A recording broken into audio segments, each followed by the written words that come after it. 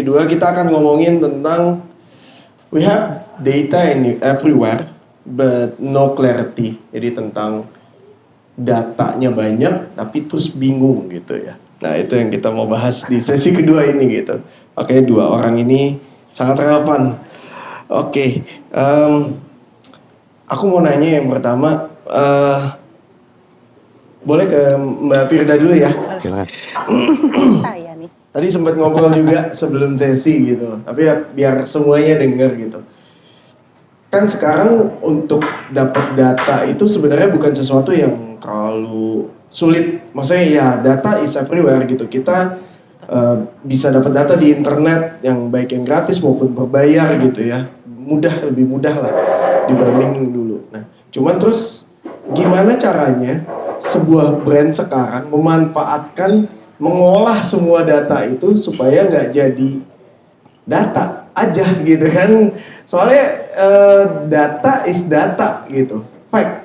Tapi terus brand is not only about data. Brand itu kan tentang story, tentang gimana caranya kita relevan buat orang. Nah, kalau cuma punya data tapi nggak bisa bikin story-nya, bingung juga. Nah, gimana sih Mbak supaya menurut pengalaman Mbak supaya data-data itu jadi sesuatu yang bunyi ya, kalau bahasa kita zaman dulu research tuh data itu biar bunyi gimana? Nah, itu gimana menurut Mbak Firda?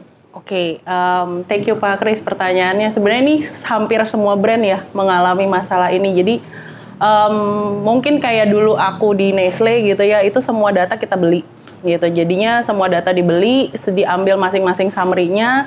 Setiap summary dibikin activity gitu. Jadi misalkan data dari A, summary-nya apa, dibikin activity. Data dari summary B, ini insight-nya kayak gini, kita bikin activity lagi. Tapi balik lagi, nanti ketika activity itu selesai, kita post eval, kok abis activity jelek ya? Ya itu karena nggak ada alignment antar data. Menurutku kayak gitu. Satu, alignment antar data, yang kedua alignment sama internally gitu. Karena kan kita juga punya data internal ya, gitu. Dimana itu juga harus di-align nih, apakah internal juga bunyinya sama. Gitu. Nah kadang insight dari kayak marketing nggak mau peduli, pokoknya insight consumer kayak gini ya nggak peduli sales gimana, pokoknya kita udah akan bikin activity-nya A gitu. Nanti setelah activity A selesai, works well, semuanya sesuai sama insight-nya bagus nih. Terus habis itu selesai activity, sales bilang, kok nggak jalan lagi? Ini cuma karena activity kali, kayak gitu. Biasanya begitu. Gitu. Nah menurutku yang pernah di trade marketing gitu ya, itu benar-benar painful banget gitu ketika marketing bilang insight-nya bagus gitu, udah gitu dibikin activity, sales udah oke, jalan, tapi setelah activity turun gitu, balik lagi ntar sales bilang iya marketingnya nggak mau turun ke bawah sih, cuman insight dari data doang selesai. Itu painful antara marketing dan sales, itu kita tengah-tengah tuh painful banget sih Pak gitu. Jadi menurutku adalah satu, as marketing ya itself gitu, jadi alignment antar data, terus bunyinya sama apa enggak, terus jangan terpaku sama satu data, insight selesai, satu data selesai gitu. Semua data itu bagus, tapi kalau nggak di-align jadinya ntar activity-nya kemana-mana gitu. Itu yang aku lihat sebagai orang tengah-tengah antara marketing dan sales gitu. Jadi kayak semua mau dikerjain. Wow, itu waktu jadi trade marketing lumayan capek sih. Gitu. Jadi kayak salesnya teriak, marketingnya teriak gitu Pak. Menurutku sih paling penting adalah alignment data. Baik itu eksternal, internal, dibaca benar-benar, plus as marketing jangan takut untuk observe. Gitu, baik itu FGD, baik itu turunlah ke lapangan lihat sendiri atau sekitar lah teman-teman kayak gimana gitu. Itu sih yang aku petik ilmunya ya gitu, dari nggak cuma data tapi kita harus cek juga di lapangan gimana. Oke. Gitu sih. Jadi ada pertama datanya harus align dulu antar semuanya. Karena semua orang punya megang data masing-masing, tapi terus gimana nih gitu. Yang kedua juga, ya tim brand juga harus observe sendiri supaya datanya di lapangan seperti apa nih gitu ya. Baru bisa mendecide brand seperti apa yang kita develop kayak gitu ya. Betul Pak. Oke. Kalau dari Pak Rusdi gimana Pak? Gimana untuk biasanya dari sisi agency ya gitu, dari sisi agency seperti apa sih? Ada perbedaan nggak dulu antara dulu yang deliver data, deliver insight dengan sekarang ada perbedaan nggak? Kebutuhan kliennya seperti apa? Oke, mungkin saya share di sini dari sisi agensi kali ya. Jadi kalau pengalaman saya semakin kesini brand itu semakin kritis sebenarnya, atau klien itu semakin kritis. Nah, challenge yang kita hadapin itu terutama dari sisi agensi itu misalnya gini, kalau awal nih kita terima brief, ada brief yang sangat sederhana. Betul. Tapi ternyata pertanyaannya jelimet ketika udah di belakang. Nah itu kan kadang itu membingungkan. Nah sebenarnya kadang itu kenapa itu bisa terjadi? Sebenarnya mungkin itu kurang lebih dengan apa yang Mbak Firda jelaskan. Ada alignment yang diperlukan. Tidak hanya di internal klien, tapi antara klien dan agensi. Contoh misalnya. Biasanya untuk menghindari ribet di belakang, artinya pertanyaan yang susah di belakang.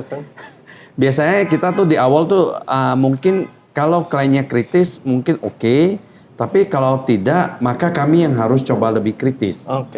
Pertanyaannya sesederhana misalnya,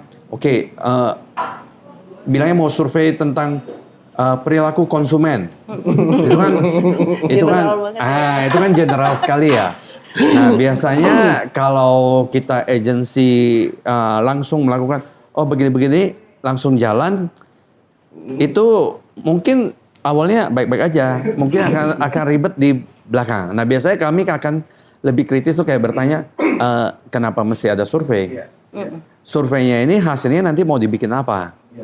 Nah itu kan somehow kita membutuhkan datanya itu, informasi itu akan membantu kita ketika mendesain surveinya itu, nanti ada objektif tertentu yang saya harus jawab di akhir, maka saya harus memastikan di studi ini ada pertanyaan ini, biar nanti di belakang tuh kita bisa balikin jawabannya ke klien. Objektifnya ya.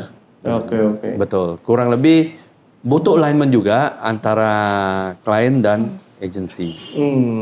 Ya, jadi lagi-lagi alignment. Ya. Jadi kata kuncinya untuk ya supaya datanya nyambung semuanya, dan maksudnya juga data bukan cuma jadi data tapi beneran insight yang bunyi dari proses awal pun udah harus alignment semuanya ya. Betul. Di internal alignment, lalu begitu butuh agensinya juga harus align juga antara objektif dengan yang dilakukan. Betul. Gitu ya.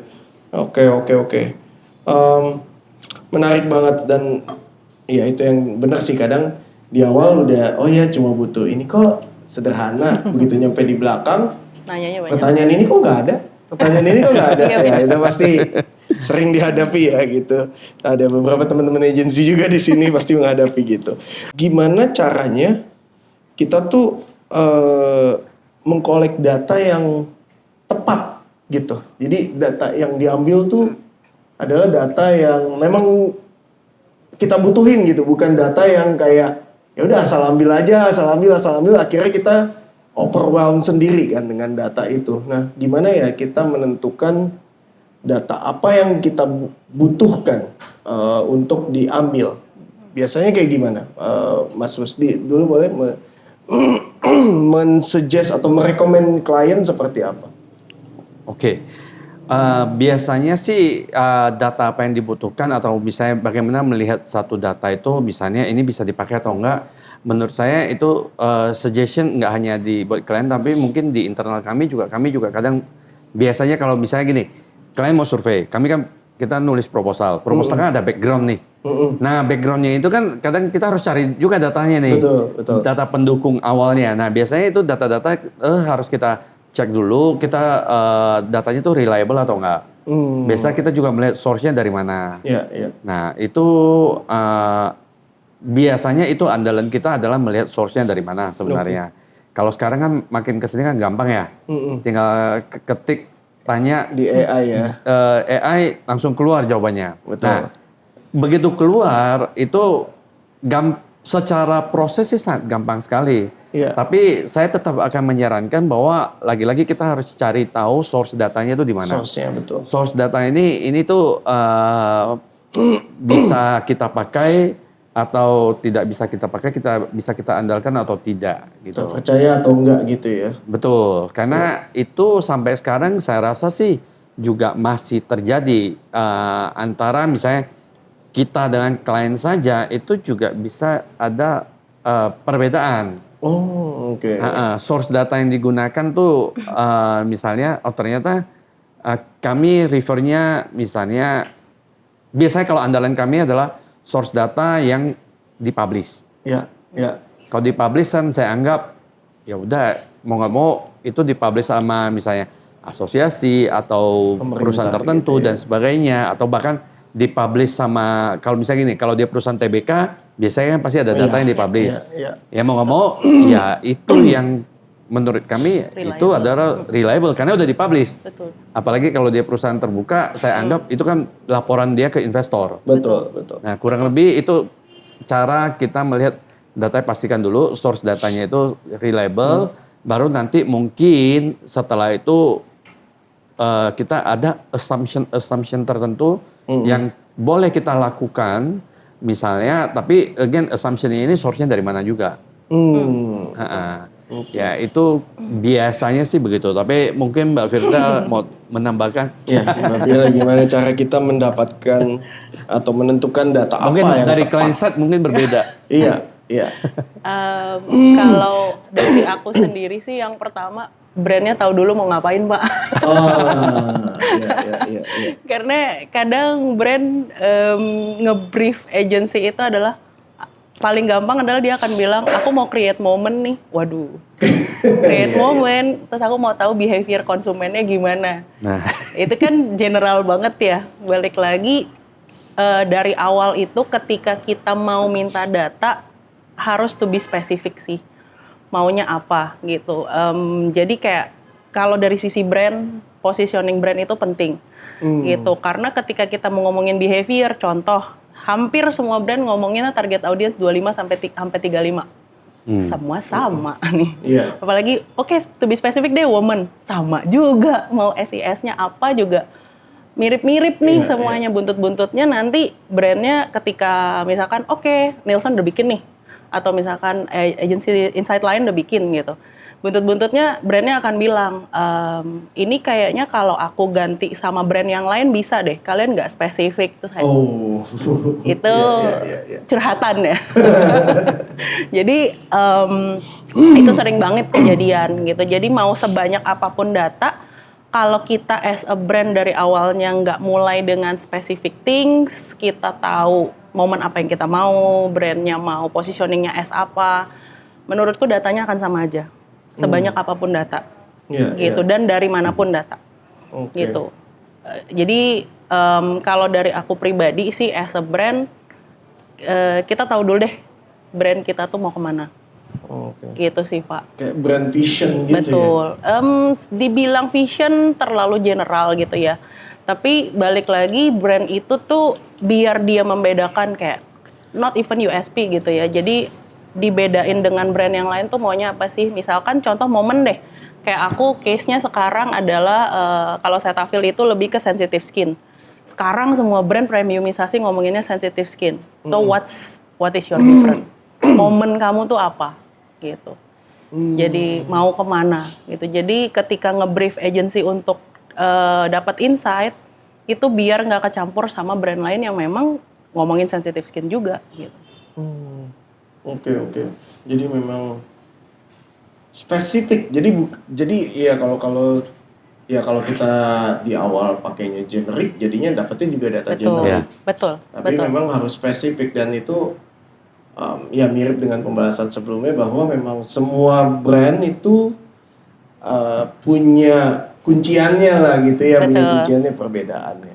Mas Rusdi mau nambahin? mungkin sedikit menambahkan. Jadi tadi menarik sekali kayak Mbak Firda bilang momennya apa gitu ya.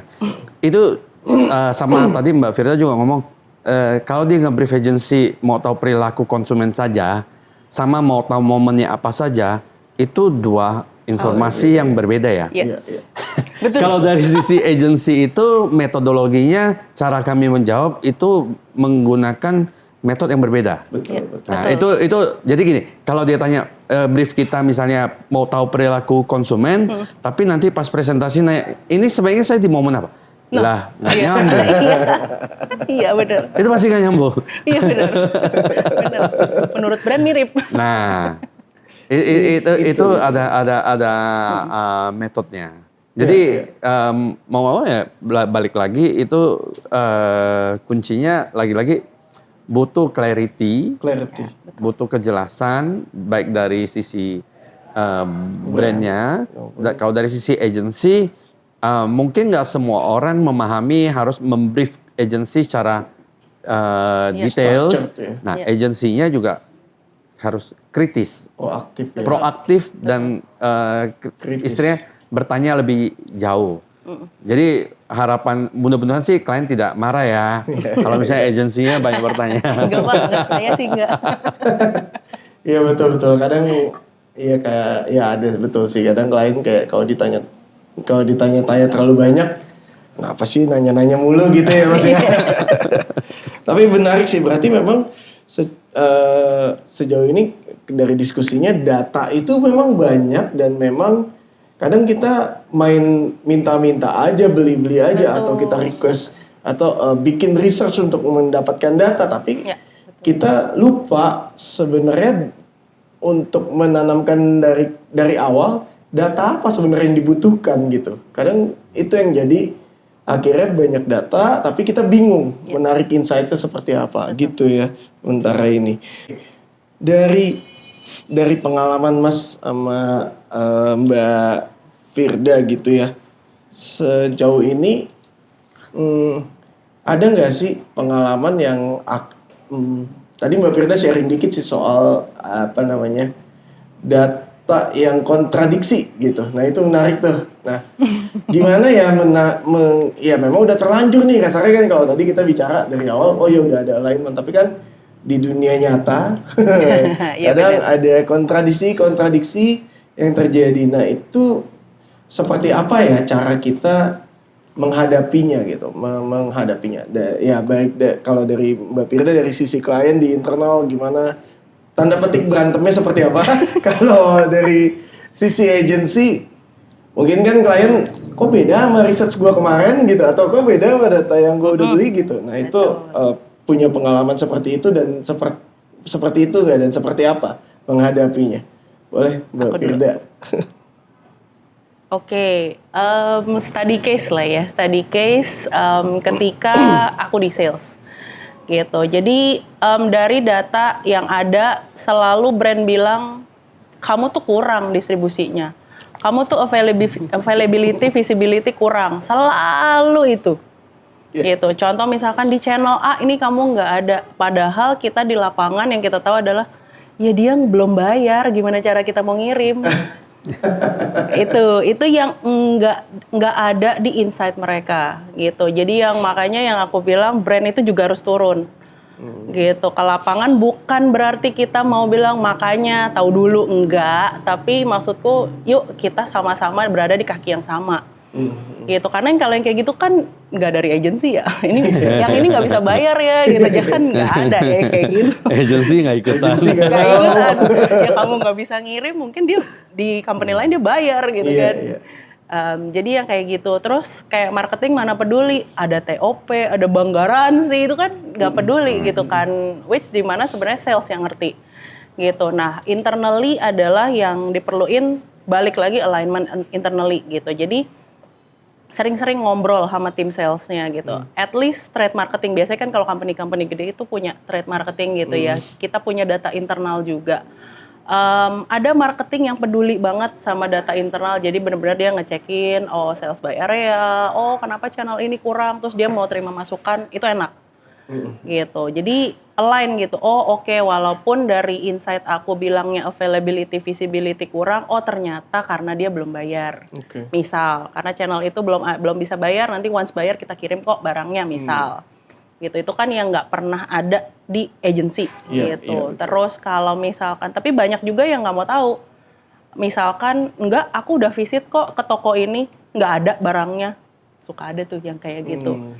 Mereka nggak peduli kayak misalkan, oh iya bisa jadi DC ini tuh belum ngirim, nah yang kayak gitu-gitu tuh nggak mau ngobrol.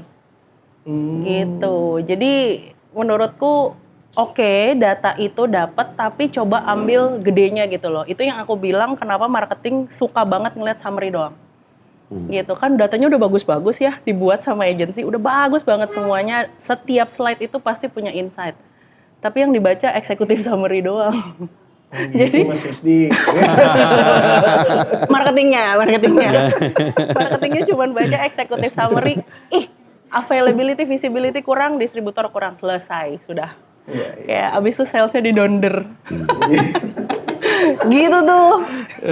Gitu Mas. Tuh backstage-nya tuh, behind the scene. Behind the scene. Curhatan. Iya.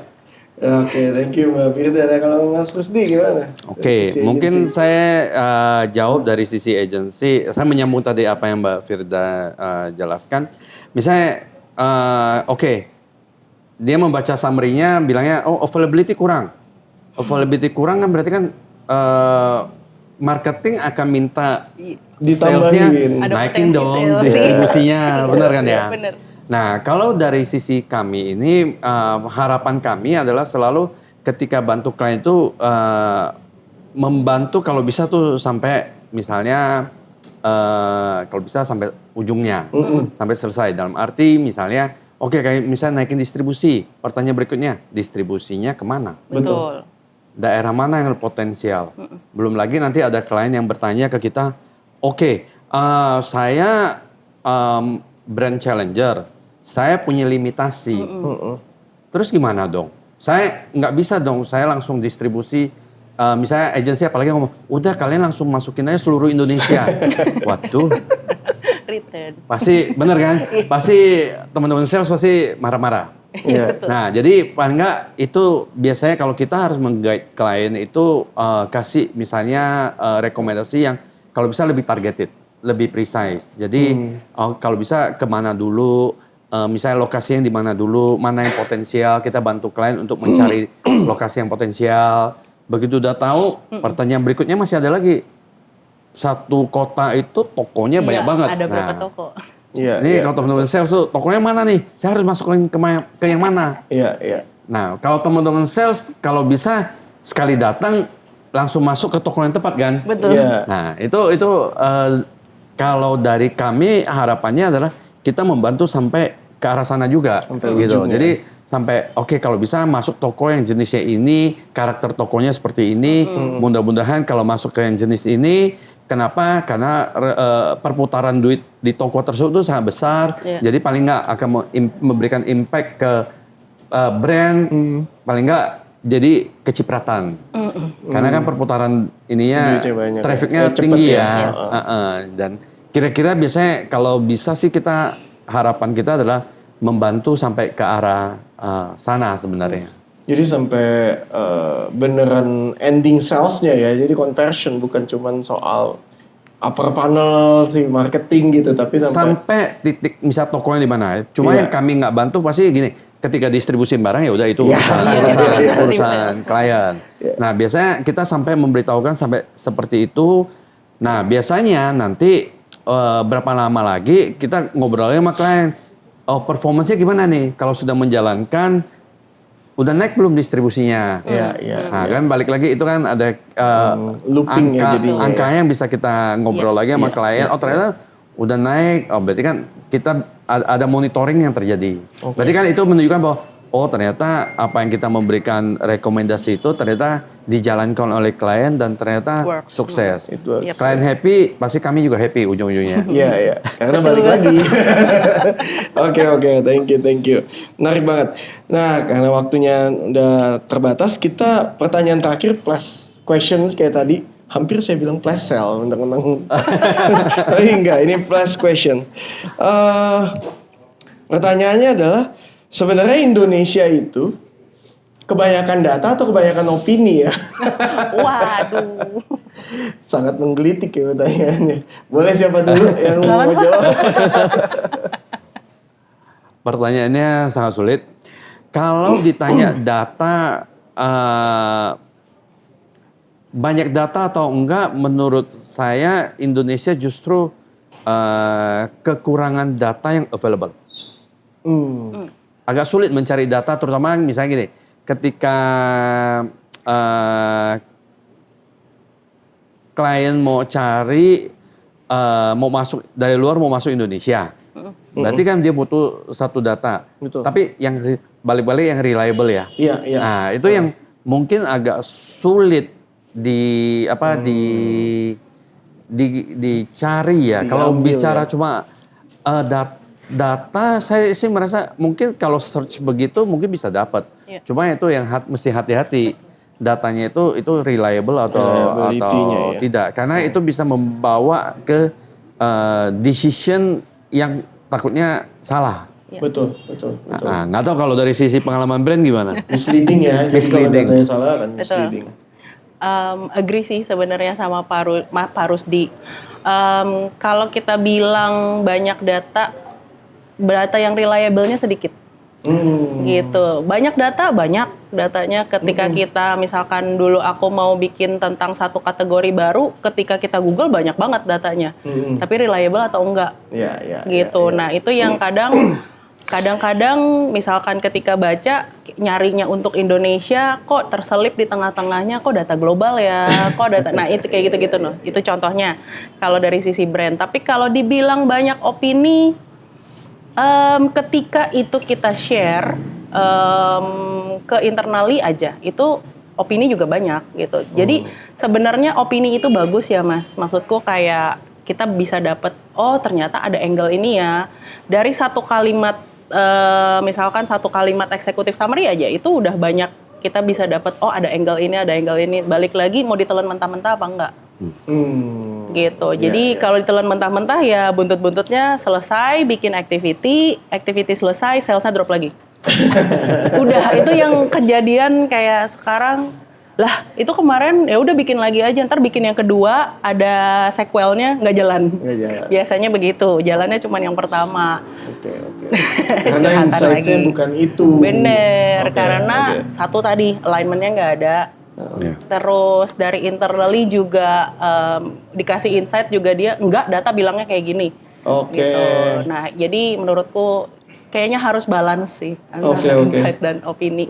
Jadi kesimpulannya Indonesia sebenarnya data mah ada, tapi terpercaya apa enggak Bener, gitu ya. Itu bener. yang, ya bisa jadi itu sebuah opini, bisa jadi nggak tahu juga karena Betul. fact checknya susah gitu ya. Iya. Betul. Fact checknya Betul. susah, apalagi sekarang dengan adanya AI yang Betul. bisa ya udah ChatGPT. tinggal nanya dia kadang Sangat halu. gampang. Halu juga suka-suka dia gitu ya. Oke, tapi ya banyak juga AI yang bagus ya. Misalnya dengan Arif ini gitu ya, pesan sponsor. Oke, thank you Mas Rusdi dan Mbak Firda ya Thank you. untuk ngobrol-ngobrolnya Terima seru kasih. banget. Thank you.